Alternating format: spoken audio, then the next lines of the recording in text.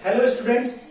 तो आज का हमारा डिस्कशन है, कंटिन्यू किया है हमने लेक्चर 11 वाला जो टॉपिक पढ़ाया था मैंने क्रिस्टल डिफेक्ट्स बच्चों, उनका कंटिन्यूएशन है। ठीक है, तो क्रिस्टल डिफेक्ट्स अपना कंप्लीट नहीं हुआ था। क्रिस्टल डिफेक्ट के बारे में तुमने लेक्चर देखा है, फिर इसके बाद ये कंटिन्यू करोगे। ठीक है, स्टार्ट करें अपन क्रिस्टल डिफेक्ट वाला पार्ट। याद रखना क्रिस्टल डिफेक्ट में मैंने क्या क्या बताया था, वो पहले वाला पार्ट सबको आना चाहिए। क्या क्या बताया था थोड़ा रिवीजन कर ले। क्या क्रिस्टल डिफेक्ट मैंने बोला था, जब भी कोई सा भी आयोनिक सॉलिड बच्चों फॉर्म हो रहा है तो उसमें कुछ डिफेक्ट मींस एटम्स का पॉइंट, लैटिस पॉइंट पे एटम्स आना था, वो नहीं आ पाया। तो इसके कारण जो अपने पास सॉलिड फॉर्म हुआ वो डिफेक्टेड सॉलिड फॉर्म हुआ, जिसे इम्परफेक्ट सॉलिड बोलेंगे, क्योंकि वो परफेक्ट सॉलिड नहीं है।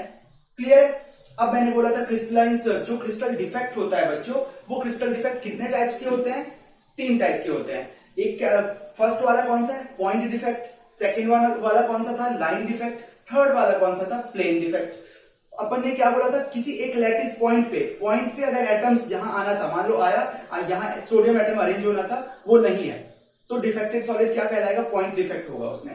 अगर एक लाइन में अगर डिफेक्ट है तो उसे अपन क्या बोलेंगे? Line defect. अगर कोई प्लेन में डिफेक्ट है तो क्या बोलेंगे बच्चों? Plane defect. क्लियर है सबको? तो अपने पास 3 टाइप के डिफेक्ट थे, point defect, line defect, plane defect. हमारे पास सिलेबस में मोस्टली जो इंपॉर्टेंट है पॉइंट डिफेक्ट। तो अपन पॉइंट डिफेक्ट के बारे में स्टार्ट किया था, और उस पॉइंट डिफेक्ट में बच्चों हमने बोला था कि पॉइंट डिफेक्ट अपने पास 3 टाइप के होंगे बच्चों। कौन कौन सा? Stoichiometry point defect, non stoichiometry point defect, और थर्ड इम्प्योरिटी डिफेक्ट। क्या क्या बोला मैंने? फिर से बोलो। Stoichiometry point defect, non stoichiometry point defect, और तीसरा इम्प्योरिटी डिफेक्ट। क्लियर है सबको? बोलो।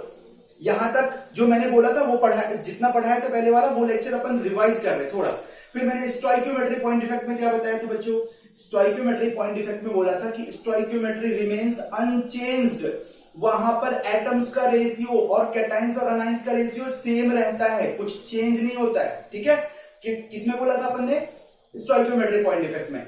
मींस अगर Na+ कैटाइंस एक गया और अनाइंस भी एक गया तो क्या हो गया? कैटाइंस अनाइंस पहले 10 थे, अब 9 हो गए, तो 9/9 रेशियो 1 रहेगा। पहले 10/10 रेशियो 1 ही है। तो स्टोइकियोमेट्री रेशियो चेंज नहीं होगा। किसमें? स्टोइकियोमेट्री पॉइंट डिफेक्ट में। उसमें अपन 4 टाइप के डिफेक्ट पढ़े थे। अब देखो, स्टोइकियोमेट्री पॉइंट डिफेक्ट में भी मैंने 4 टाइप के डिफेक्ट पढ़ाए थे बच्चों पर। याद है तुम्हें कौन कौन से 4 टाइप के डिफेक्ट थे? फर्स्ट था अपना वेकेंसी डिफेक्ट। क्या था बच्चों? Vacancy defect. सेकंड था इंटरस्टिशियल डिफेक्ट। थर्ड था स्कॉटकी डिफेक्ट। फोर्थ था फ्रैंकल डिफेक्ट। तो 4 टाइप के डिफेक्ट है, सब में डिफरेंस बताया था। स्टार्टिंग वाला जो वेकेंसी और इंटरस्टिशियल डिफेक्ट है बच्चों, वो मैंने क्या बोला था? नॉन आयोनिक डिफेक्ट है, मींस एटम्स का है, बस कोई सा आयंस नहीं है। और स्कॉटकी और फ्रैंकल डिफेक्ट जो था वो आयोनिक डिफेक्ट था। सब में तुम्हें क्या क्या पॉइंट बस याद रखना है, उनका लिटरल मीनिंग तो सबको पता है, डेफिनेशन तुमसे आए तो पूछ सकते हो, बता सकते हो, मैंने सब कुछ लिखा है।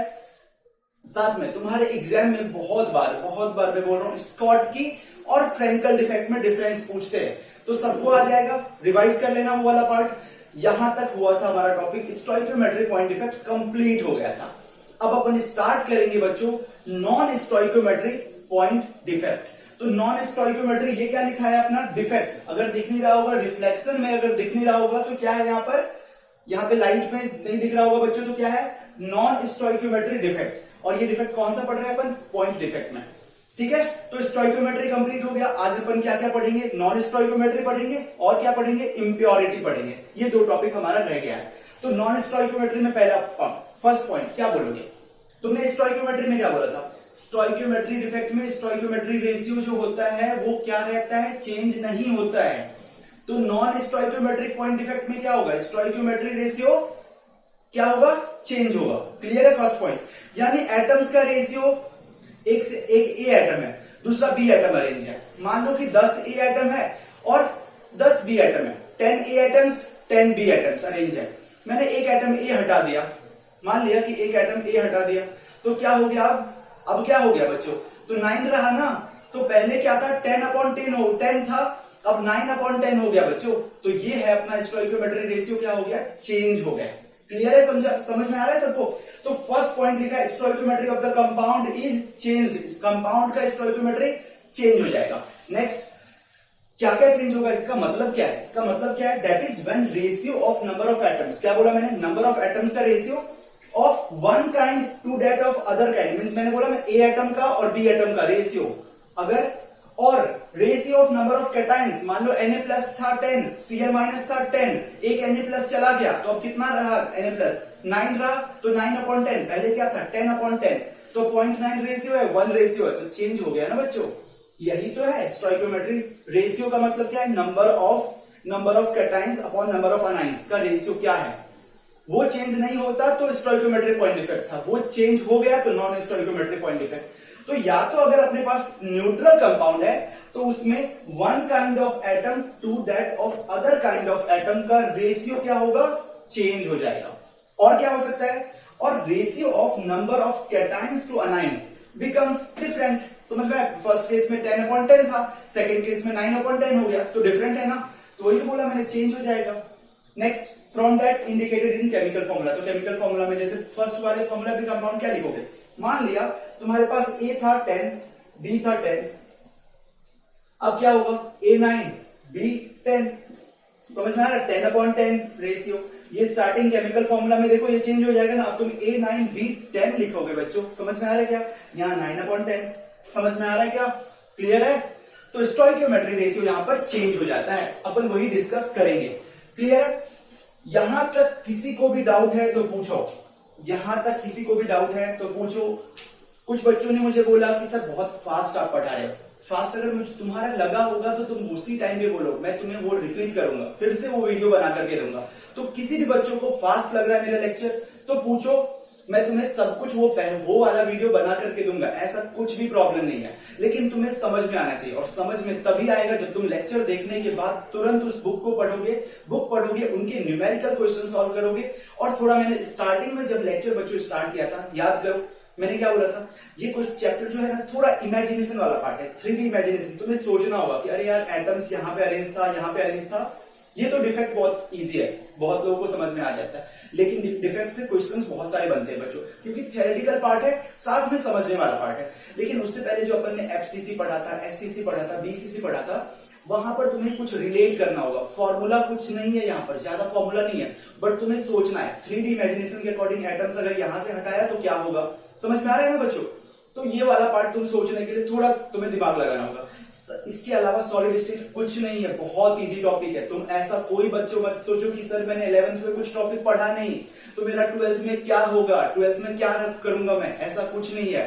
12th में अभी स्टार्ट फिजिकल केमिस्ट्री स्टार्ट करोगे, ये नया टॉपिक है, कुछ भी 11 से लिंक्ड नहीं है बच्चों। मैंने कुछ भी अभी तक बोला है ऐसा, मैंने कुछ स्टार्ट 1 लेक्चर से अभी तक में कोई ऐसा बात पार्ट बोला, हाँ बच्चों तुम ये जानते होगे, हाँ बच्चों तुम ये जानते होगे, 11th में पढ़ा होगा, 11th के पहले लेक्चर में तुमने ये पढ़ा होगा, इस चैप्टर में 11th में ये था तो तुम्हारा ये, मैंने कुछ भी नहीं पढ़ा है, ये नया टॉपिक है। तो 11th में जो भी कुछ पढ़ा है भूल जाओ, अभी नहीं पढ़ा ठीक है, पढ़ा बहुत अच्छी बात है, लेकिन यहां पर तुम्हें स्टार्टिंग से इनिशिएट करना होगा, एक बार चैप्टर को इनिशिएट करना होगा। समझ में नहीं आ रहा है तो पूछो, लेकिन ऐसा नहीं क्या यार समझ में नहीं आ रहा छोड़ देते हैं अपन चैप्टर, ये चैप्टर को छोड़ देते हैं, सर क्या पढ़ा रहे हैं, वैसे भी ऑनलाइन लेक्चर चल रहा है तो क्या फायदा, ऐसे बाद में पढ़ेंगे जब ऑफलाइन स्टार्ट होगा। बच्चों तुम पीछे हो जाओगे, ठीक है। और 4 जगह से नहीं पढ़ना है। इंपॉर्टेंट पॉइंट ये है कि तुम मेरा लेक्चर देख रहे हो तो मेरा ही देखो, दूसरे का देख रहे हो, दूसरे टीचर्स का देख रहे हो, वो तो दूसरे टीचर्स का ही फॉलो करो। किसी 3 टीचर या 4 टीचर की, एक चैप्टर के लिए 4 टीचर्स की जरूरत नहीं है बच्चों, एक चैप्टर के लिए एक ही टीचर्स, नहीं तो फिर तुम्हें कंफ्यूजन होगा। तो मैं बोल रहा हूं अगर तुम मेरा लेक्चर्स फॉलो कर रहे हो तो तुम ये फॉलो करो, दूसरे टीचर्स का फॉलो कर रहे हो तो वही फॉलो करो। कुछ भी ऐसा नहीं है कि अगर मैंने इनका भी पढ़ा कुछ और ज्यादा सीख लेंगे, अरे इन सर ने कुछ और बोला होगा, इस सर का ये टॉपिक कुछ अच्छा बोला होगा, ऐसा कुछ भी नहीं है, सब सेम पढ़ाते हैं, ठीक है। एक जगह से फॉलो करना है, फर्स्ट पॉइंट याद रखना। अगर तुम भटकोगे तो फिर तुम्हें प्रॉब्लम होगा। अभी बता रहा हूं 12th में बहुत कुछ मिलेगा, अरे यहां से पढ़ लेते हैं, फिर अभी तो ऑनलाइन चल रहा है, कुछ भी दिखेगा, कुछ भी मिलेगा तुम्हें पढ़ने के लिए, समझ में आ रहा है क्या। तो ऐसा कुछ नहीं करना है, ये नहीं जरूरी है कि यहाँ वाला पार्ट ही देखो, लेकिन तुम्हारे लिए मैं हेल्प करने के लिए तैयार हूं। समझ में आ रहा है क्या तैयार हूं, तुमसे तुम्हें जो भी प्रॉब्लम आ रहा है तुम बोलोगे तभी तो मुझे समझ में आएगा कि हाँ सर ये मेरी गलती है। मैंने मान लो गलत ऐसा कुछ तुम्हें फास्ट पढ़ा है तो बोलो ऐसा फास्ट पढ़ा है तो स्लो करूंगा मैं। क्लियर है सबको, कुछ भी डाउट है, लेकिन स्टार्ट तुम्हें छोड़ना नहीं है, तुम्हें ऐसा हटा नहीं देना चैप्टर्स को, ठीक है। ये चैप्टर नहीं पढ़ेंगे, अगला चैप्टर पढ़ेंगे, इतना जितना टाइम मिल रहा है उस चैप्टर को मैंने हर दिन में गैप दिया है। अब तुमने 20 दिन में भी ये चैप्टर कंप्लीट किया, मैंने लेट से भी वीडियो अपलोड किया, तो तुम नहीं कंप्लीट कर पा रहे हो तो क्या करोगे? समझ में आ रहा है क्या? तो आज से याद रखना है सबको, फॉलो करो एक चीज, बुक पढ़ना है, एनसीईआरटी है, एनसीईआरटी पढ़ो, जो नीट के लिए दे रहे हो वो एनसीईआरटी के न्यूमेरिकल्स क्वेश्चन सॉल्व करोगे। साथ में आपके पास क्वेश्चंस प्रैक्टिस आप जहां से कर सकते हो करो। प्लस साथ में ध्यान में रखना कि अगर जो 12th के लिए प्रिपेयर कर रहे हैं तो 12th का भी क्या है, क्वेश्चन आंसर अगर कुछ आता है, न्यूमेरिकल्स आता है, तो वो सारे प्रैक्टिस कर लो, एक्सरसाइज के क्वेश्चंस प्रैक्टिस कर लो। लेकिन तुम्हारा वो पार्ट कंप्लीट हो जाना चाहिए जब तक मैं लेक्चर एंड करूं। लास्ट इसके बाद एक और लेक्चर होगा जहां पे रिवीजन अपन सारा समरी डिस्कस करेंगे, तो वो चैप्टर तुम्हारा वहां तक तुम्हारा पूरा कंप्लीट हो जाना चाहिए सबको, ठीक है? याद रखोगे? अब आगे चलते हैं। तो मैंने क्या बोला, नॉन स्टोइकियोमेट्री पॉइंट डिफेक्ट क्या होता है, इसमें स्टोइकियोमेट्री रेशियो चेंज हो जाता है। सर सिंपल पूछेंगे, ठीक है, नॉन स्टोइकियोमेट्री पॉइंट डिफेक्ट क्या होता है, तो तुम बोलोगे सर स्टोइकियोमेट्री रेशियो चेंज होता है इसमें। अब पूछेगा कह रहे मेरे को तो पता ही नहीं है स्टोइकियोमेट्री रेशियो क्या होता है, मेरे को तो पता ही नहीं है स्टोइकियोमेट्री रेशियो क्या होता है, तो कैसे बताऊं? तो स्टोइकियोमेट्री रेशियो का मतलब क्या हुआ कि सर अगर अपना एक सॉलिड कंपाउंड है, कोई सा भी कंपाउंड दो टाइप के एटम से बना है, तो उनका जो रेशियो होगा, नंबर ऑफ एटम्स का जो रेशियो होगा वो चेंज हो जाएगा। मीन्स कुछ डिफेक्ट हुआ तो वो पहले रेशियो जो था सर ओरिजिनल कंपाउंड का जो रेशियो था और मेरा डिफेक्टेड सॉलिड का जो रेशियो बना है वो दोनों चेंज रहेगा, ठीक है? जैसे NaCl का फॉर्मूला Na1Cl1, ठीक है? अगर उसमें डिफेक्ट आया तो तुम्हारे पास कुछ ऐसा हो जाएगा Na2Cl1, ऐसा कुछ आएगा, समझ में आया? Na.5 और Cl1, समझ में आया? रेशियो चेंज हो जाएगा, क्लियर है? तो नंबर ऑफ एटम्स का रेशियो चेंज हो सकता है और नंबर ऑफ कैटायंस और अनायंस का रेशियो चेंज हो सकता है, तो उसे अपन बोलेंगे स्टोइकियोमेट्री रेशियो, क्लियर है? यहां तक किसी को डाउट है तो पूछ लो, देन अपन स्टार्ट करते हैं आगे। इनके टाइप्स के बारे में डिस्कस करते हैं। क्या अपन डिस्कस करेंगे, इनके टाइप्स क्या क्या होते हैं बच्चों? तो इनके टाइप्स जो होते हैं बच्चों दो टाइप के होते हैं, एक होता है मेटल एक्सिस डिफेक्ट, एक होता है मेटल डेफिशिएंसी डिफेक्ट। नाम में ही सब कुछ छुपा है। क्या बोला नेम में, क्या छुपा? मेटल डेफिशिएंसी डिफेक्ट, यानी क्या हो गई, कोई सा मेटल इसमें डेफिशिएंट होगा, क्लियर है? जब ये मेटल मींस कंपाउंड फॉर्म हो रहा होगा ना, तो जो उसके अंदर मेटल होगा वो मेटल डेफिशिएंट होगा, ठीक है? मींस जितना होना था उतना नहीं रहेगा। सेकंड डिफेक्ट का टाइप अभी लिटरल मीनिंग अपन समझ रहे हैं, फिर डिटेल में डिस्कस करेंगे। मेटल एक्सेस डिफेक्ट मींस क्या होगा, इसमें मेटल एक्सेस रहेगा, क्लियर है? कुछ भी डाउट है बोलो। मेटल एक्सेस डिफेक्ट और मेटल डेफिशिएंसी डिफेक्ट अब समझना है। यहाँ पे अपन स्टार्ट करते हैं, हमारा मेन टॉपिक ऑफ डिस्कशन क्या है, metal deficiency defect. Metal deficiency defect statement पहले पढ़ो, बस ये भी मत पढ़ो, मेटल डेफिशिएंसी डिफेक्ट का स्टेटमेंट नहीं पढ़ो। अब जो मैं यहाँ पे बता रहा हूं वो बस तुम्हें देखो, ठीक है? अभी सबको आराम से सुनना है, जो भी बोल रहा हूं मैं सुनना है अच्छे से, ठीक है? तुम्हारे बुक का एग्जांपल लेता हूं, बहुत सारे एग्जांपल्स हैं इसमें। अपन तुम्हारे बुक का लेता हूं मैं, NiO एक ऑक्साइड है, NiO निकल ऑक्साइड है। अब तुम बोलोगे सर निकल कौन सा एलिमेंट होता है, तो थोड़ा सा 11th का भी बोलोगे कि सर पार्ट आ जाएगा कि निकल, इतना तो बच्चों को सबको पता होता है जो 9th-10th में बच्चे पढ़ते हैं। हाँ, निकल जो है ना फेकोनी, फेरस, आयरन, कोबाल्ट, निकल, ये डी ब्लॉक एलिमेंट है, इतना तो पता होगा। डी ब्लॉक नाम का कुछ एलिमेंट होता है, पीरियोडिक टेबल में अपन पढ़ते हैं, तो पीरियोडिक टेबल में डी ब्लॉक एलिमेंट है निकल। ऑक्सीजन पी ब्लॉक एलिमेंट है, तो निकल का ऑक्सीजन के साथ जब मिक्स हुआ कंपाउंड फॉर्म हुआ निकल ऑक्साइड, ठीक है? यहाँ पर दो टाइप के एटम है, एक निकल है एक ऑक्साइड है। ऑब्वियसली कैटायंस होगा, Ni+2 चार्ज होगा। यहाँ पे जो चार्ज होगा बच्चों, इसके बारे में डिस्कस करें तो ये Ni+2 चार्ज होगा, ऑक्सीजन पे -2 चार्ज होगा। अपन रेडॉक्स रिएक्शन में पढ़ेंगे, रेडॉक्स रिएक्शन, उसमें ऑक्सीडेशन स्टेट किसी भी एलिमेंट का फाइंड आउट करना होता है। तो जैसे तुम बोलोगे सर कैसे डिसाइड कर लिया, ये किसी के पास कंफ्यूजन आ सकता है कि सर आपने NiO में कैसे डिसाइड कर लिया ऑक्सीजन का ऑक्सीडेशन स्टेट होता है -2 और Na का ऑक्सीडेशन स्टेट होता है +2। तो मुझे याद रहना चाहिए कि हाइड्रोजन का ऑक्सीडेशन स्टेट +1 मींस हाइड्रोजन पे ऑलवेज पॉजिटिव चार्ज होता है, 1 पॉजिटिव। ऑक्सीजन पे always most of the time -2 charge होता है। कितना होता है बच्चों? -2। तो ऑक्सीजन का तुम्हें याद है, तो -2 को बैलेंस करने के लिए क्या रहेगा? +2, क्योंकि न्यूट्रल कंपाउंड है। समझ में आ रहा है क्या?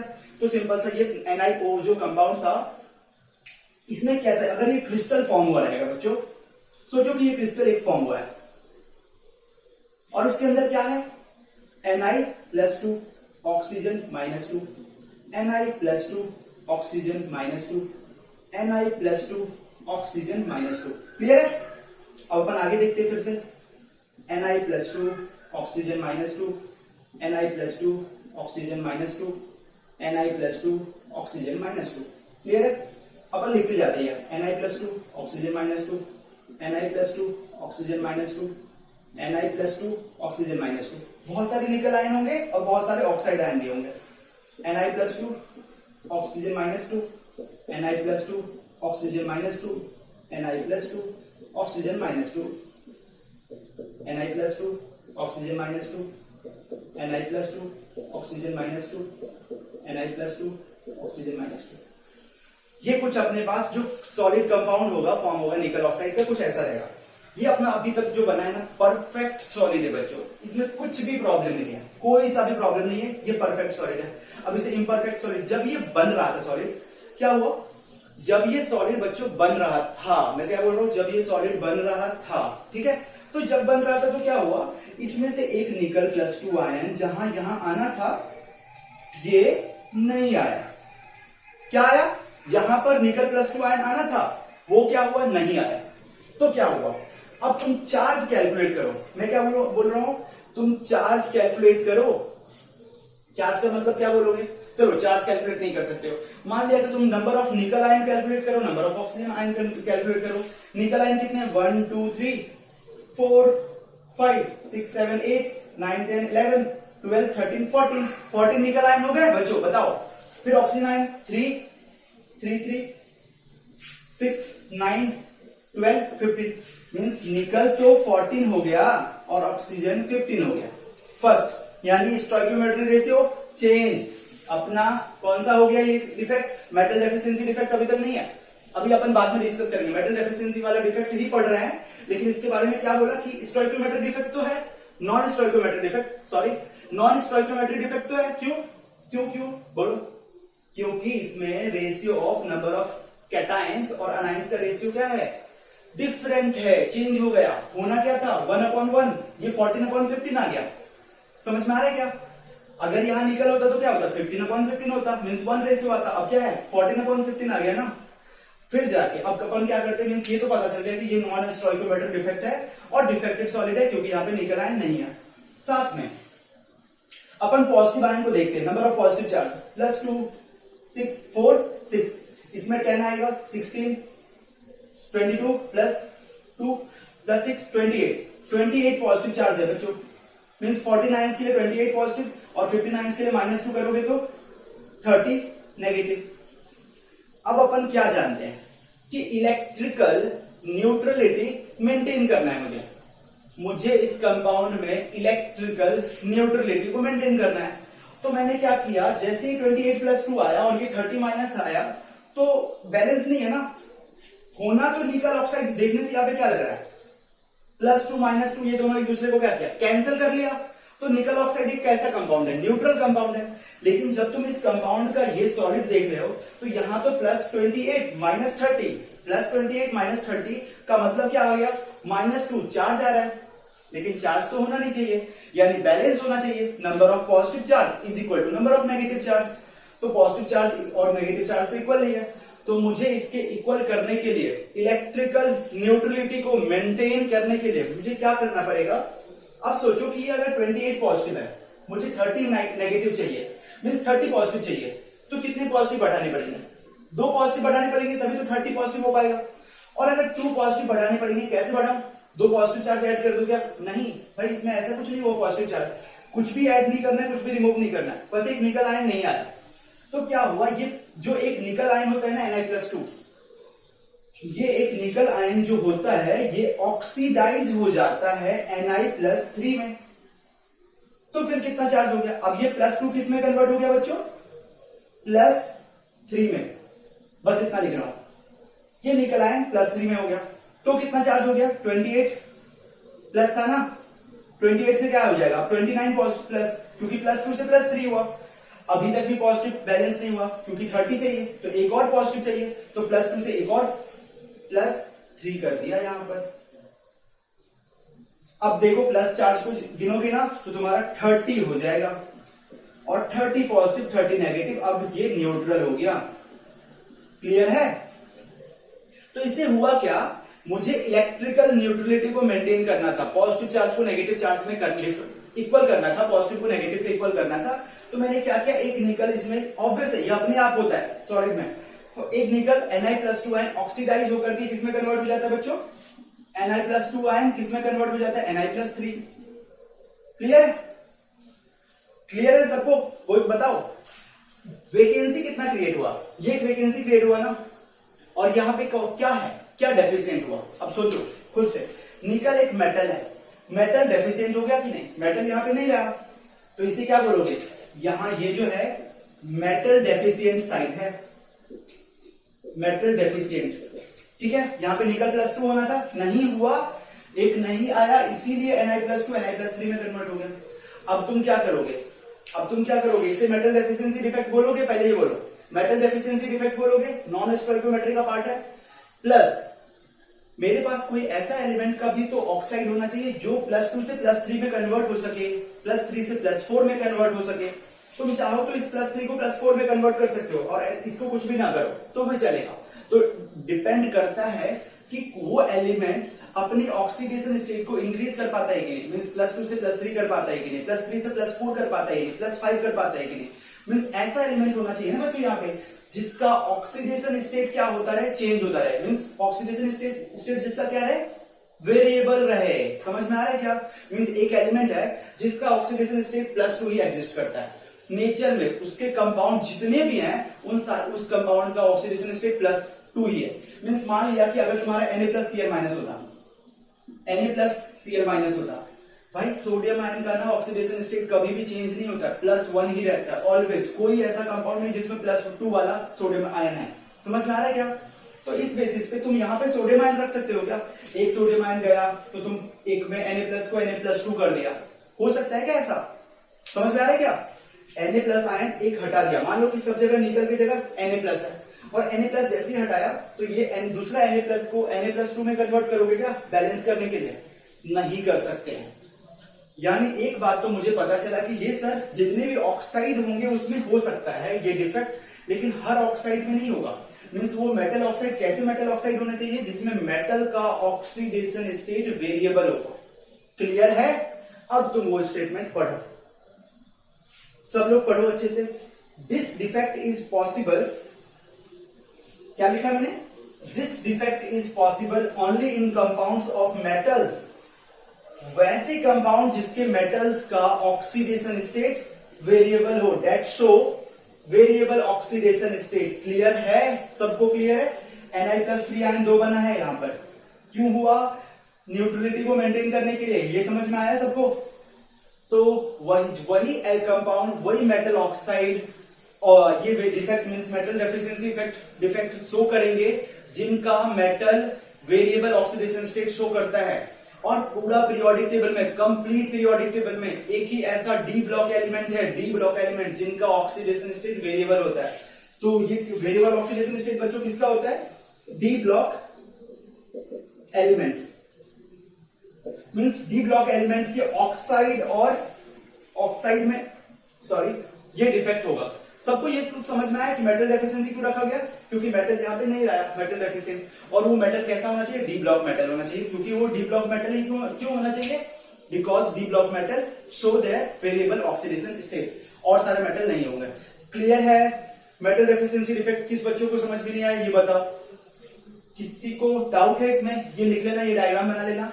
तो अपना जो बनेगा मींस ये निकल ऑक्साइड जो डिफेक्टेड सॉलिड होगा, अब मैं ये भी लिख देता हूं, ये जो डिफेक्टेड सॉलिड है बच्चों, इस डिफेक्टेड सॉलिड में का फॉर्मूला तो NiO है, लेकिन ये ऑक्सीजन जो है यहां पे तो -2 ऑक्सीडेशन स्टेट वाला ही कंपाउंड है, बट इस निकल में 2 ऑक्सीडेशन स्टेट वाले कंपाउंड है, एक +2 और एक +3।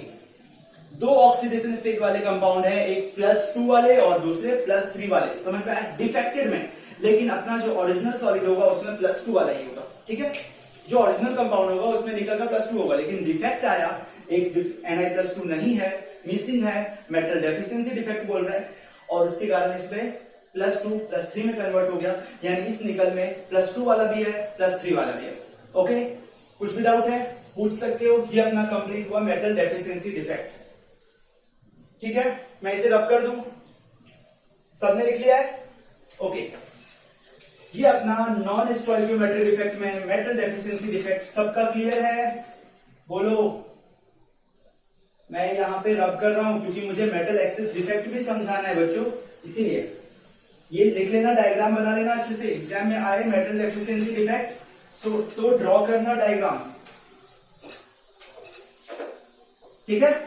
अब अपन स्टार्ट करते हैं second defect, metal axis defect. ये दो टाइप का है, इसमें जो न्यूट्रल एटम या एक्स्ट्रा पॉजिटिव एटम एक्सिस आ जाएगा, मीन्स वहां पे डेफिशिएंट था, यहाँ पे एक्स्ट्रा मेटल आ जाएगा, ठीक है। न्यूट्रल हो सकता है वो, या तो चार्ज हो सकता है, पॉजिटिव एटम हो सकता है, ठीक है। फर्स्ट तो ये कंडीशन है।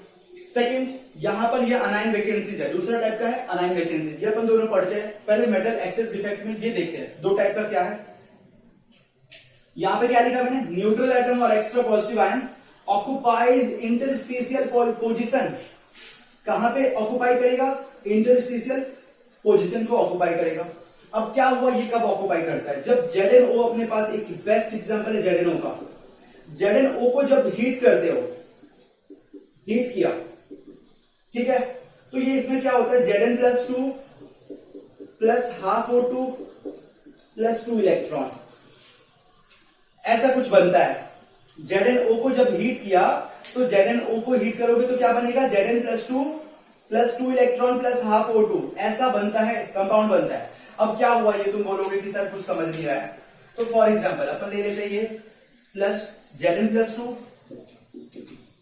ZnO-2 Zn+2 O-2 Zn+2 O-2 Zn+2 O-2 Zn+2 O-2 Zn+2 O-2 Zn+2 O-2 Zn+2 O-2, ठीक है, ऐसा कुछ है, सॉलिड है। अब क्या हुआ, एक first case, neutral atomic Zn आ गया यहां पे। फर्स्ट तो केस ये है कि न्यूट्रल एटम एक एक्स्ट्रा Zn एटम आ गया, तो क्या कहना है, और कहां पे आ गया, इंटरस्टिशियल साइड पे आ गया, इंटरस्टिशियल पोजीशन पे एक न्यूट्रल एटम आ गया। सेकंड कंडीशन क्या हो सकता है, सेकंड कंडीशन, फिर मैं एक ऐसा अरेंज कर रहा हूं,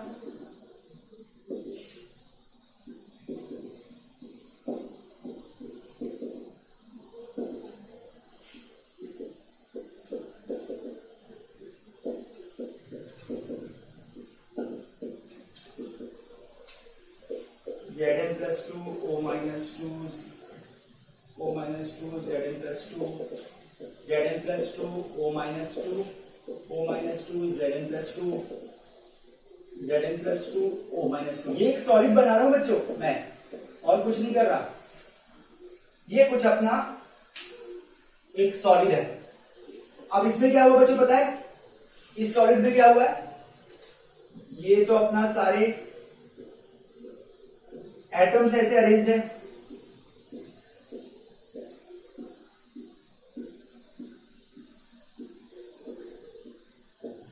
ऐसे कुछ अरेंज है। हुआ क्या, जो इंटरस्टिशियल साइड सबको दिख रहा है, क्या इंटरस्टिशियल साइड सबको दिख रहा है, इंटरस्टिशियल साइड पे एक Zn जो आया था वो ऑक्सीडाइज हुआ। सुनना, यहां पे ये मार्कर यूज नहीं कर रहा हूं मैं, दूसरा मार्कर यूज कर रहा हूं, ठीक है।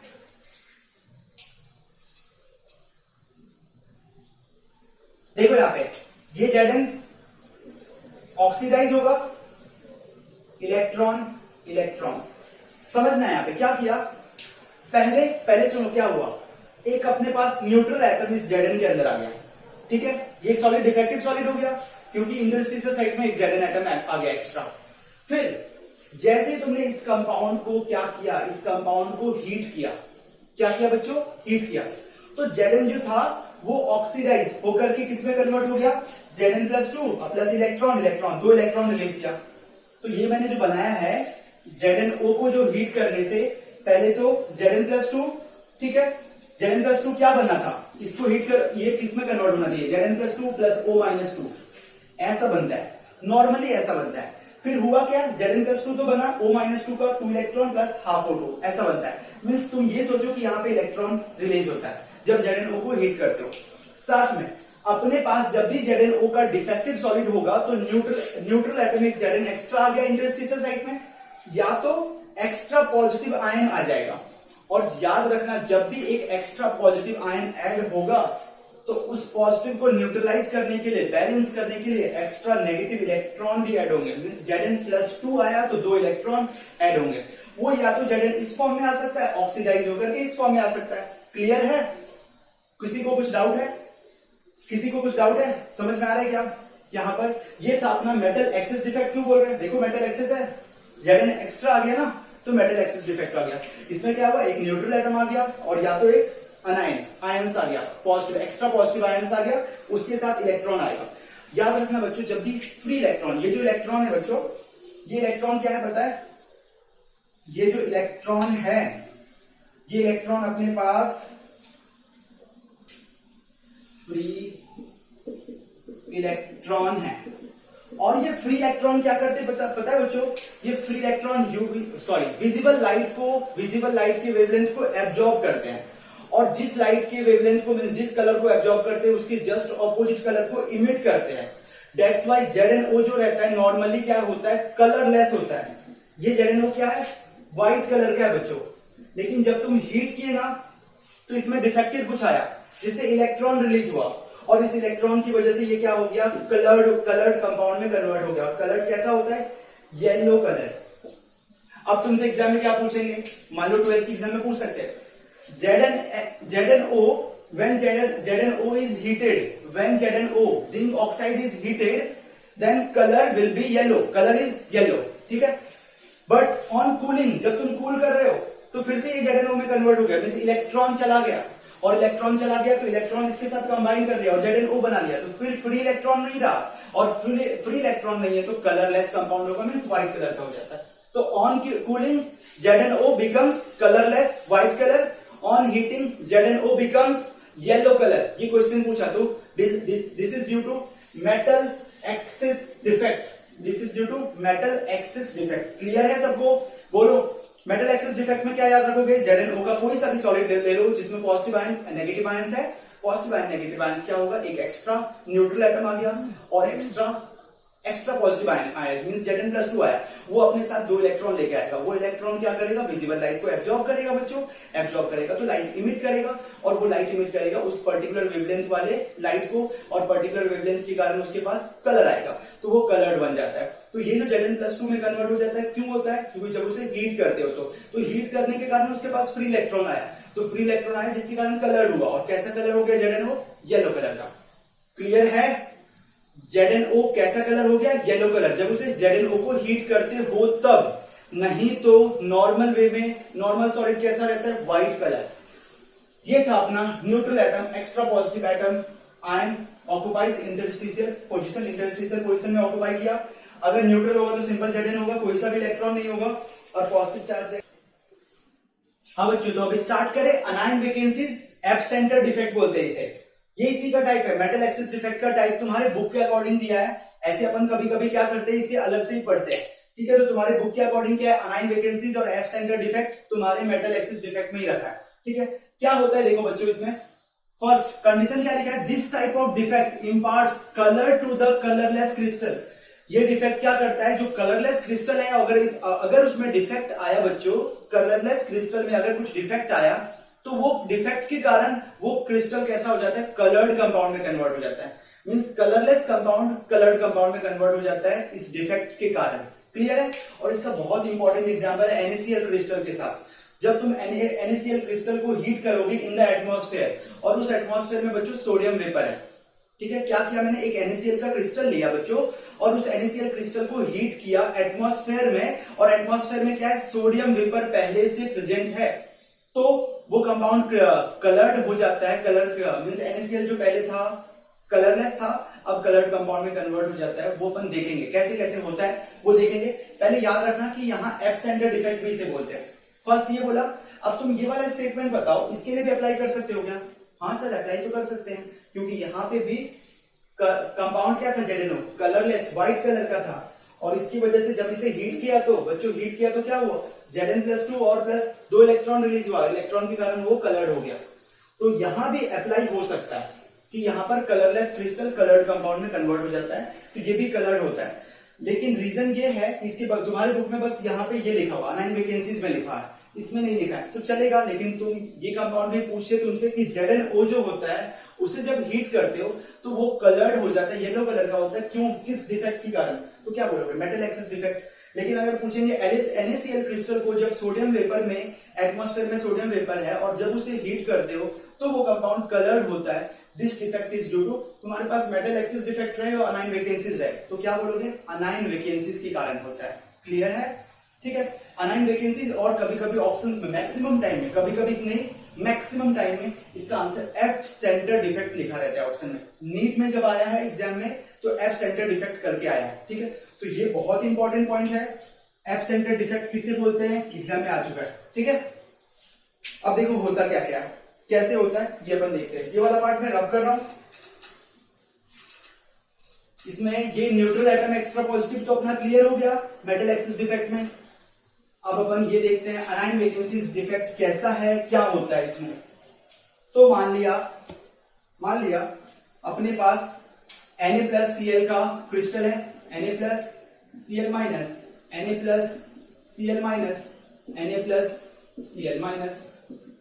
ठीक है, Cl-, Na+Cl-,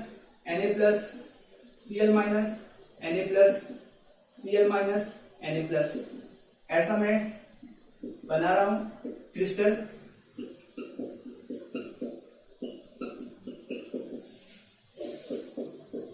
Cl-, Na+Cl-, Na+Cl-, Na+, okay. अब अपन देखते क्या हुआ।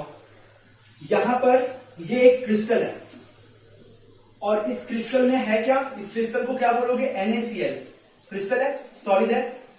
इसे किसके साथ हीट करो? Heated in the atmosphere of sodium vapour और sodium atom deposit on crystal surface. यहां पर सोडियम एटम डिपोजिट हो जाता है, सोडियम एटम। ठीक है, ये सोडियम एटम कहां पे डिपॉजिट हो जाता है बच्चों? क्रिस्टल के सरफेस पर। क्या बोला मैंने? सोडियम एटम कहां डिपॉजिट हो जाता है? क्रिस्टल के सरफेस पे। समझ में आ रहा है क्या? सबको बोलो समझ में आ रहा है क्या? कुछ भी डाउट है तो पूछ सकते हो। सोडियम एटम कहां पे डिपॉजिट होता है? क्रिस्टल के सरफेस पे। ठीक है, अब क्या होता है इसमें बच्चों? जो Cl- है ना, ये Cl- ये डिफ्यूज होता है। ठीक है, बाहर आ जाएगा। ठीक है, तो ऑब्वियसली यहां पे कुछ क्या होगी? वैकेंसीज क्रिएट होगी। यहां पे वैकेंसीज क्रिएट होगी ना, और इस वैकेंसीज को बोलते हैं अनाइन वैकेंसीज। क्लियर है?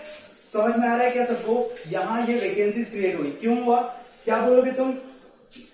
Cl- diffuses to the crystal surface. Okay? Cl- diffuses to the crystal surface. 1 minute. हाँ बताओ बच्चों क्या हुआ अभी इसके यहां तक?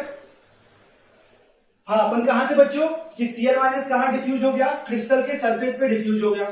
ठीक है, तो क्रिस्टल के सरफेस पे क्या था? क्रिस्टल के सरफेस पे Na था और Cl- डिफ्यूज होकर के क्रिस्टल के सरफेस पे आ गया।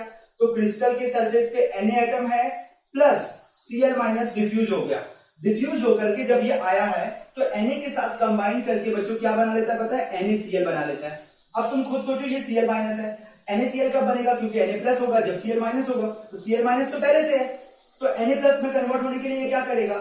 Na+ में कन्वर्ट होने के लिए ये एक इलेक्ट्रॉन रिलीज करेगा और ये Na+ Cl- के साथ कंबाइन होकर NaCl बना लिया, साथ में इलेक्ट्रॉन रिलीज हुआ। ठीक है, चलो किसी को कुछ समझ में नहीं आया, मान लिया कि किसी को कुछ समझ में नहीं आया। अब फिर से डिस्कशन करते हैं। क्या बोला मैंने कि this defect imparts colour to the colourless crystal. ये डिफेक्ट क्या प्रोवाइड करता है? कलरलेस क्रिस्टल को कलर्ड में कन्वर्ट कर देता है, कलर कंपाउंड में कन्वर्ट कर देता है। फर्स्ट कंडीशन ये है। सेकंड, ये कब होगा? कौन सा एग्जांपल बहुत इंपॉर्टेंट है? जब तुम NaCl की क्रिस्टल को सोडियम वेपर के साथ हीट करते हो, NaCl के क्रिस्टल को सोडियम वेपर के साथ हीट करते हो तो sodium atom deposit on crystal surface. जो सोडियम वेपर होता है उसमें सोडियम एटम कहां पे डिपोजिट हो जाता है? क्रिस्टल के सरफेस पे। ठीक है, सोडियम वेपर का ये जो सोडियम एटम है ये क्रिस्टल के सरफेस पे डिपोजिट हो गया। अब मैंने जैसे जैसे हीट प्रोवाइड किया, तो जैसे हीट किया ना इस कंपाउंड को, तो Cl- डिफ्यूज हो जाता है। कहां डिफ्यूज हो जाता है? मींस यहां से डिफ्यूज होकर के कहां चला जाता है? To the crystal surface. Crystal surface पे आ जाता है। और क्रिस्टल सरफेस पे पहले से क्या मौजूद है? पहले से कौन सा एलिमेंट प्रेजेंट है? Sodium atom. ये सोडियम एटम, ठीक है, सोडियम एटम लिख दूं मैं, डिपोजिटेड ऑन क्रिस्टल सरफेस यहाँ पे क्रिस्टल सरफेस पे सोडियम एटम प्रेजेंट है और ये Cl माइनस भी वहां पे चला गया क्रिस्टल सरफेस पे, तो सोडियम आयन और sodium atom plus Cl minus क्या बना लेगा, सोडियम ऑक्सीडाइज हो गया Na+ में कन्वर्ट होगा, प्लस 1 इलेक्ट्रॉन रिलीज किया और Na+ और प्लस Cl माइनस NaCl बना लिया, प्लस 1 इलेक्ट्रॉन क्रिस्टल के सरफेस पे बच्चों इलेक्ट्रॉन आ गया। अब ये इलेक्ट्रॉन क्या करेगा, ये इलेक्ट्रॉन कहां जाएगा, डिफ्यूज होकर के जो वैकेंसी थी अनाइन वैकेंसीज वहां पे इलेक्ट्रॉन डिपॉजिट हो गया।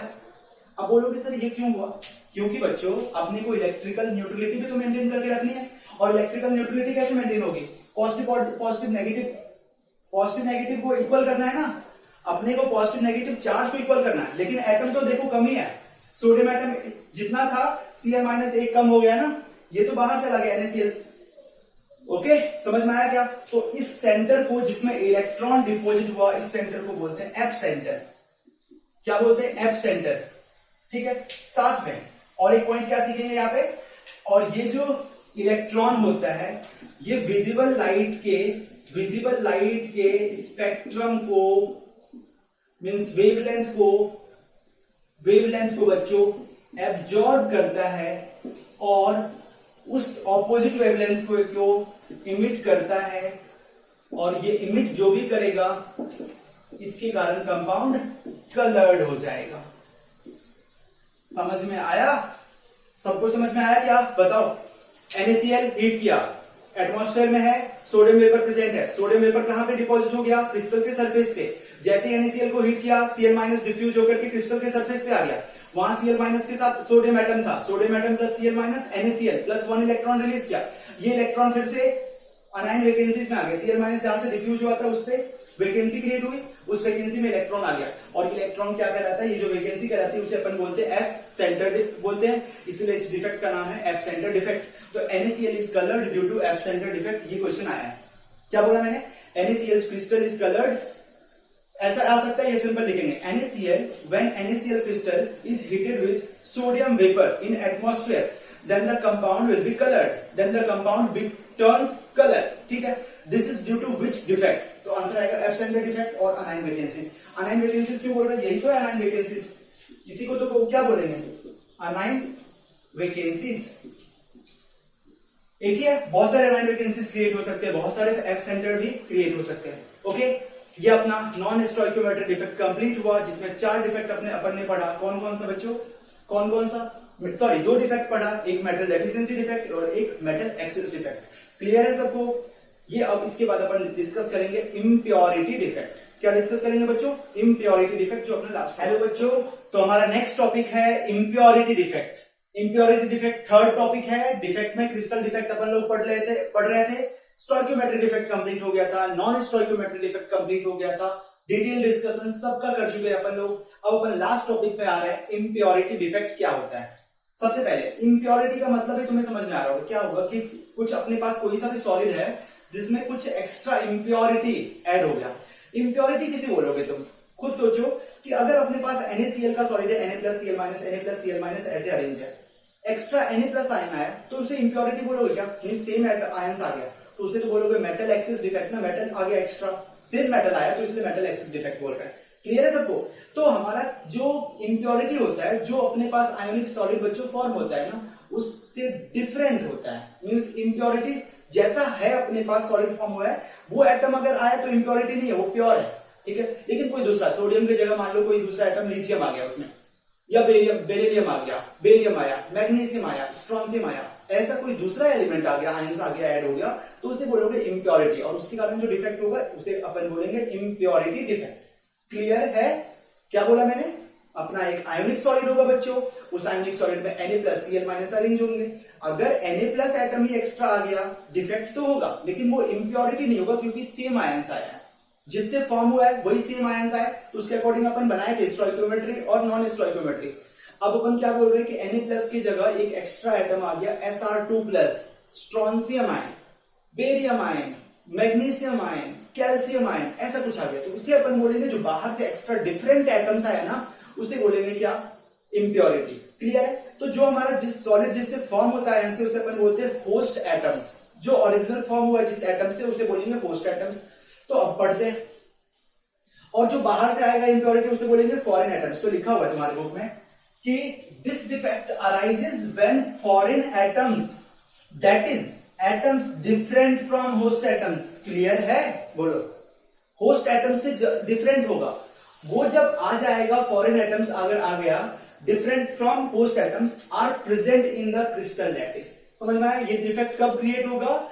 जब तुम्हारा डिफरेंट एटम्स, होस्ट एटम से different atom means foreign atoms अगर आ गया अंदर, ठीक है, किसी लैटिस पॉइंट को, वो लैटिस पॉइंट पे अरेंज हो गया, तो डिफेक्ट जो क्रिएट होगा उस डिफेक्ट को बोलेंगे इम्प्योरिटी डिफेक्ट। क्लियर है?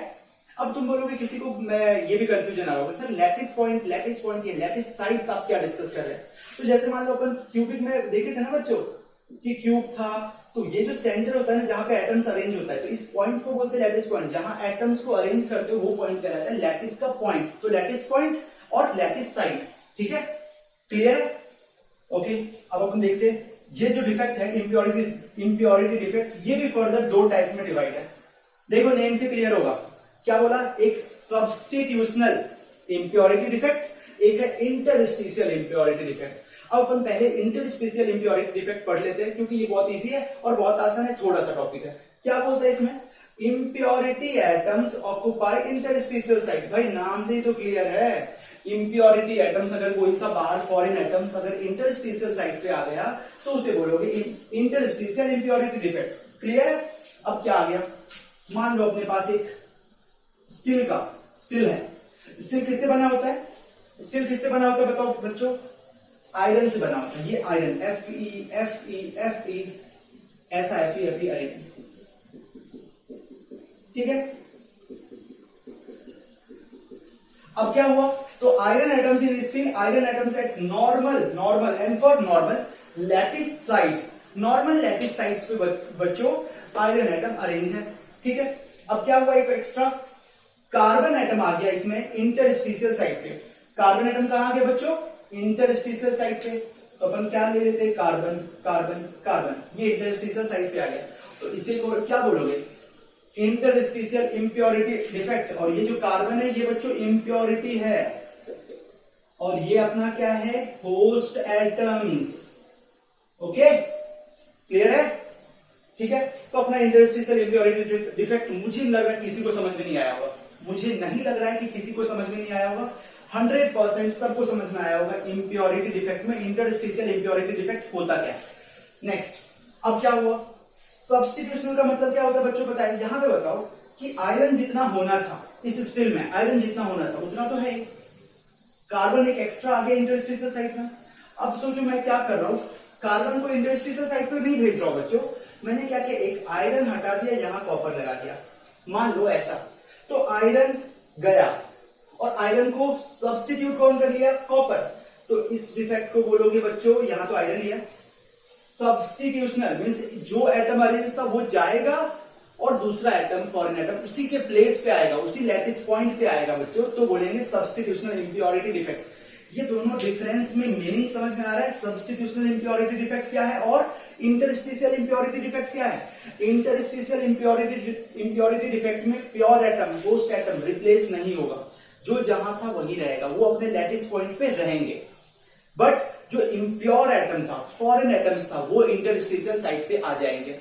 लेकिन सब्स्टिट्यूशनल इंप्योरिटी डिफेक्ट में होस्ट एटम्स को रिप्लेस कर लेता है कौन सा एटम? Foreign atoms. यहां ये डिफरेंस है, तो सब्स्टिट्यूट किया, इसीलिए बोल रहे सब्स्टिट्यूशनल इंप्योरिटी डिफेक्ट। अब क्या बोलोगे? देखो नहीं समझ में आया तो foreign atoms are found at the lattice site in place of host atoms. Host atoms की जगह क्या आ गया? फॉरेन एटम्स आ गया। क्लियर है? तो for example solid solution of metals का सॉलिड सॉल्यूशन जिसे अलॉय बोलते हैं। तो ब्रास एक अलॉय है, ये किससे बना होता है? किसका अलॉय है? कॉपर और जिंक का, जिसमें कॉपर एटम्स बच्चों होस्ट एटम्स होता है और वो रिप्लेस हो जाता है किससे? इंप्योरिटी ऑफ जिंक से। एग्जाम्पल देखो, किसी को ये पार्ट समझ में नहीं आया तो सिंपल सा मैं यहाँ पे ये डायग्राम बना रहा हूं, copper copper copper copper copper copper copper copper, ये अपना कॉपर एटम्स ऐसे अरेंज था, ठीक है? ओके, अपन क्या हुआ क्या देखो, हुआ ये कॉपर एटम रिप्लेस होकर के जिंक आ गया, कॉपर की जगह पे क्या आ गया, जिंक आ गया, इसे अपन बोलेंगे ब्रास। तो brass is a alloy of copper and zinc. ये भी एमसीक्यू आता है बच्चों एग्जाम में, किसका एलॉय है, कॉपर और जिंक का। तुम्हें ये किसी को डाउट नहीं आना है कि कॉपर जिंक से कहीं पढ़ेंगे क्या, हाँ भाई ये 12th का टॉपिक है, d and f block elements, d block elements है ना ये सब, ये अपन डिटेल में डिस्कस करेंगे डी ब्लॉक एलिमेंट्स में, ठीक है। तो brass is alloy of copper and zinc, जिसमें कॉपर एटम किसमें क्या हुआ, होस्ट एटम था, उसे रिप्लेस करके क्या आ गया, जिंक एटम, ठीक है। तो ये है सब्स्टिट्यूशनल। डायग्राम बना के एमसीक्यू अगर एग्जामिनर पूछना होगा ना तो ये डायग्राम बना के पूछ सकते हैं कि ये किस टाइप का डिफेक्ट है। तो मैं बोलूंगा इम्प्योरिटी डिफेक्ट है, सब्स्टिट्यूशनल। इम्प्योरिटी और स्टोइकियोमेट्री नॉन स्टोइकियोमेट्री में कैसे डिफरेंस जानोगे। स्टोइकियोमेट्री नॉन स्टोइकियोमेट्री में अपना एटम्स चेंज नहीं होता है, बट इम्प्योरिटी में एटम्स ही चेंज हो जाता है। इस दोनों में डिफरेंस तो आएगा, समझ में आ रहा है क्या। ओके आगे बढ़े, सबका हो गया। एक टाइप का डिफेक्ट इसमें और पढ़ते हैं जिसमें वेकेंसी थ्रू एलियोवेलेंट इम्प्योरिटी। अब तुम्हारे पास एक एलियोवेलेंट आयंस होता है बच्चों, यहां पे एक एक्स्ट्रा पढ़ रहा है ये क्वेश्चन सॉल्व करने के लिए। एलियोवेलेंट, ठीक है, इम्प्योरिटी डिफेक्ट का ही पार्ट है बच्चों, इम्प्योरिटी डिफेक्ट का ही पार्ट है एलियोवेलेंट आयंस। पहले एलियोवेलेंट आयंस क्या होता है ये देखो। एलियोवेलेंट आयंस का मतलब क्या है, ions with oxidation state different from that host ions. Means ऐसे आयंस जिसका ऑक्सीडेशन स्टेट होस्ट आयंस से डिफरेंट हो। फॉर एग्जांपल जैसे NaCl का क्रिस्टल जिसमें सोडियम एटम का ऑक्सीडेशन स्टेट +1 है, Na+, ठीक है। अब तुमने एलियोवेलेंट आयंस इसमें ऐड कर दिया, मींस इंप्योरिटी होता है एलियोवेलेंट आयंस। तो मैंने क्या किया, एक एलियोवेलेंट आयंस इंप्योरिटी ऐड किया।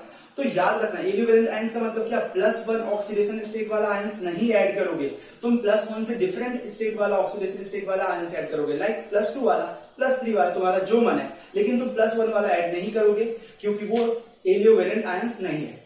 क्लियर है, एग्जाम में ये बहुत बार आता है। अब देखो यहां से स्टार्ट किया, ये अपने पास Na+Cl- NaCl का क्रिस्टल है, ओके, कुछ भी डिफेक्ट नहीं है अभी तक। तुमने इसमें SrCl2 ये जो है इम्प्योरिटी ऐड कर दिया।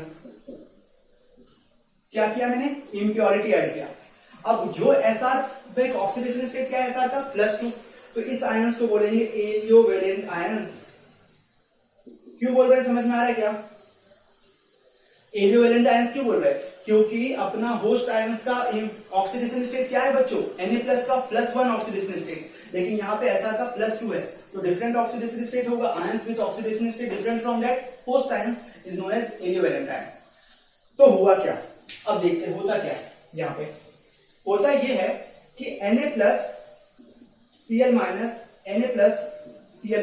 ऐसा अरेंज हो रहा था जैसा था Na+Cl-, लेकिन एक Na+ की जगह क्या आ गया, Sr+2 आ गया। अब ये प्रॉब्लम देने लगा, ठीक है। Na+Cl-, Na+Cl-,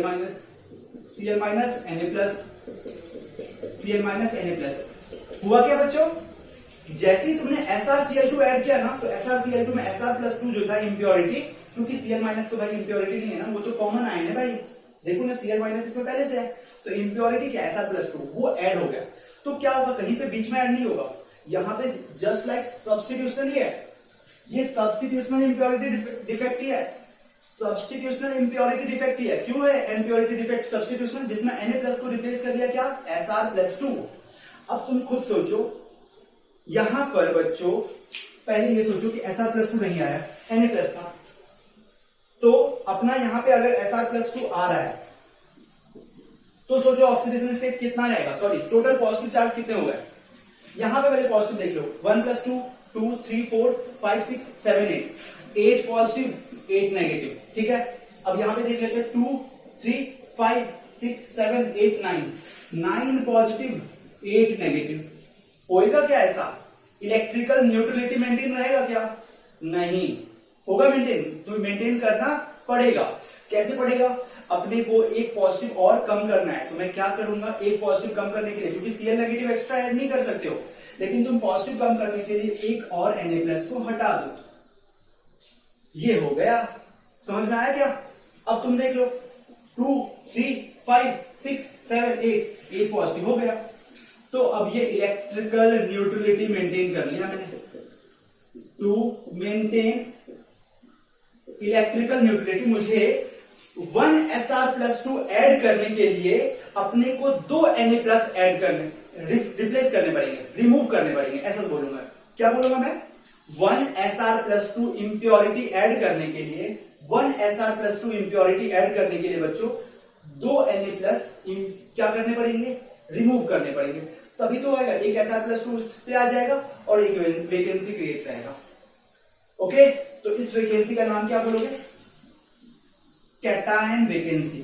इस वैकेंसी का नाम क्या है? Cation vacancy. इस +2 इसे क्या बोलोगे? इंप्योरिटी। तो तुमने इंप्योरिटी कॉन्सेंट्रेशन, जो नंबर ऑफ इंप्योरिटी क्या है, नंबर ऑफ SR+2 कितने ऐड किए हो? नंबर ऑफ SR+2 कितना ऐड किया? 1 ऐड किया तुम लोगों ने। तो नंबर ऑफ कैटायन वैकेंसी कितने हैं? 1 है। तो यहाँ कैटायन वैकेंसी और इंप्योरिटी का नंबर तो सेम है। मींस अब मान लो कि तुमने एक और SR+2 ऐड कर दिया, मान लिया, अपन सोच रहे एक पार्ट तुम्हें मैं बताऊंगा इसके बेसिस पे, SR+2 और ऐड कर दिया, फिर से बैलेंस करना पड़ेगा उनको। क्या बैलेंस करना पड़ेगा? 2 4 6 7 8 9, फिर से भाई 9 हो गया। देख लो 1 2 3 4 5 6 7 8 9, टोटल +9। तो यानी क्या करना पड़ेगा? फिर से एक Na+ और हटाना पड़ेगा, एक Na+ और हटाना पड़ेगा, ये भी कैटायन वैकेंसी हो गया। तो तुम्हें मैं ये क्यों बता रहा हूं? ये क्यों बता रहा हूं? तुम ये सोचो कि तुम 1SR+2 ऐड कर रहे हो तो कितना Na+ रिमूव कर रहे हो? 2 Na+, जिसमें एक Na+ वाले साइड पे कौन चला गया? SR+2 चला गया बच्चों, और दूसरा खाली रह गया। अब तुम सोचो कि नंबर ऑफ इंप्योरिटी कितने हैं? नंबर ऑफ इंप्योरिटी आइटम्स कितने हैं? 2, और नंबर ऑफ वैकेंसी कितने हो गए? 2। तो इस बेसिस पे अपन एक फाइनल कंक्लूजन हो सकता है यहां पर, वो वाला पार्ट में, इक्विवेलेंट वाले में फाइनल कंक्लूजन क्या हो सकता है कि number of impurity like SR+2 is equal to, number of impurity 2 है, is equal to number of cation vacancy. Number of cation vacancy means impurity का नंबर ऑफ कैटायन वैकेंसी जितना होगा उतना ही इंप्योरिटी होगा। याद रखना, डिफरेंट SR+2 ऐड करोगे तभी ऐसा है। इसके लिए ये कंडीशन लिख सकते हैं, और नंबर को अपन रिप्लेस कर सकते हैं कॉन्सेंट्रेशन में भी। तो ऐसा लिख सकते हैं, concentration of impurity like SR+2 is equal to concentration of cation vacancies. Means cation vacancy अगर 2 है तो इंप्योरिटी भी 2 होगा। In case of SR+2 add करोगे तभी, मीन्स NaCl के लिए ये एप्लीकेबल है स्टेटमेंट। एग्जाम में ये आया है, इसलिए मैं बोल रहा हूं कि नीट एग्जाम में तुम सर्च करो क्वेश्चन पेपर लास्ट 5 इयर्स के या 6-7 इयर्स पहले, इसके क्वेश्चंस बहुत सारे आए हैं। ठीक है, एम्स में भी एग्जाम में आया क्वेश्चन इससे न्यूमेरिकल, और नीट में भी आया हुआ। ओके, तो ध्यान रखना, इंप्योरिटी का मतलब पहले एलियोवेलेंट आयंस का मतलब समझना कि ऐसे आयंस जिसका ऑक्सीडेशन स्टेट होस्ट आयंस से डिफरेंट हो। अगर तुमने एलियोवेलेंट आयंस जो होता है वो अपना इंप्योरिटी होता है, वो अगर ऐड करोगे तो ऑब्वियस है एक कैटायन को बाहर निकालना होगा, लेकिन तुमने डिफरेंट ऑक्सीडेशन स्टेट वाला ऐड किए हो तो उसकी बेसिस पे इलेक्ट्रिकल न्यूट्रलिटी को मेंटेन करने के लिए एक और Na+ हटाना होगा। तो अपने पास टोटल कैटायन वैकेंसीज 1 हो गए, 1 इंप्योरिटी होगा। दूसरा ऐड करोगे तो फिर से एक कैटायन वैकेंसी जनरेट करना होगा, तो 2 इंप्योरिटी 2 कैटायन वैकेंसी। इसलिए अपन क्या लिख दे, number of impurity is equal to number of cation vacancy. Okay, complete हो गया अपना। अच्छे से देख लो सब लोग, कुछ भी डाउट है पूछ लो। इंप्योरिटी डिफेक्ट कंप्लीट हुआ, बुक में जाके अच्छे से पढ़ना, डिटेल में पढ़ना, तुम्हें सब कुछ समझ में आएगा। कुछ भी नहीं समझ में आएगा मैं गारंटी दे रहा हूँ 100%। तुम वीडियो को अच्छे से सुने हो, कॉन्सेंट्रेशन लगा करके सुने हो तुम लोग, अगर अच्छे से तुम्हें सब कुछ समझ में आएगा। डिफेक्ट, क्रिस्टल डिफेक्ट तुम्हारा क्लियर हो जाएगा, क्लियर कॉन्सेप्ट रहेगा। तो सब लोग अच्छे से देखो, वीडियो देखो, फिर जाकर के फर्स्ट टाइम समझ में नहीं आया, दूसरी बार फिर से वीडियो देखो, फिर नोट्स पढ़ो, फिर बुक पढ़ो, सब कुछ समझ में आएगा। 100%, 110% गारंटी ले रहा हूं, सब कुछ समझ में आएगा। ओके, तो इसके साथ अपना सॉलिड स्टेट वाला टॉपिक कंप्लीट होता है बच्चों। इसके बाद तुम्हारे पास लास्ट में ना तुम्हारे बुक में कंडक्टर, सेमीकंडक्टर, इंसुलेटर के बारे में दिया है, वो हमारा फिजिक्स का टॉपिक है। तो फिजिक्स में डिस्कस करते हैं। सेमीकंडक्टर एक चैप्टर ही है बच्चों, ट्वेल्थ के फिजिक्स में एक सेमीकंडक्टर चैप्टर है जहां पे कंडक्टर्स और सेमीकंडक्टर्स के बारे में पढ़ते हैं, वहां पे पढ़ोगे। एनपी सेमीकंडक्टर क्या होता है, पीएनपी सेमीकंडक्टर क्या होता है, वो डिस्कस करते हैं। तो मैंने वो पार्ट नहीं पढ़ा रहा हूं मैं, कंप्लीट हो गया सॉलिड स्टेट, ठीक है। नेक्स्ट लेक्चर एक और लेक्चर होगा जिसमें अपन एमसीक्यू डिस्कशन विद ट्वेल्थ के जो टॉपिक क्वेश्चंस क्या आते हैं, ट्वेल्थ में क्या क्वेश्चंस आते हैं, एमसीक्यू क्या आते हैं नीट में, सारे पॉइंट डिस्कस करेंगे, ठीक है। तो कंप्लीट हो जाएगा। अब तुम क्या करोगे, फर्स्ट लेक्चर से लास्ट लेक्चर तक के सारे वीडियोस देखो, सब कंप्लीट करो। सब लोग 2 दिन में कंप्लीट हो जाना चाहिए सबका सॉलिड स्टेट, ओके। नेक्स्ट अपन स्टार्ट करेंगे केमिस्ट्री में, ऑर्गेनिक केमिस्ट्री, ट्वेल्थ का पार्ट 2 बुक है जो तुम्हारे पास, ट्वेल्थ की पार्ट 2 बुक में फर्स्ट है haloalkanes and haloarenes, वो डिस्कस करेंगे अपन, स्टार्ट करेंगे, ओके। Thank you.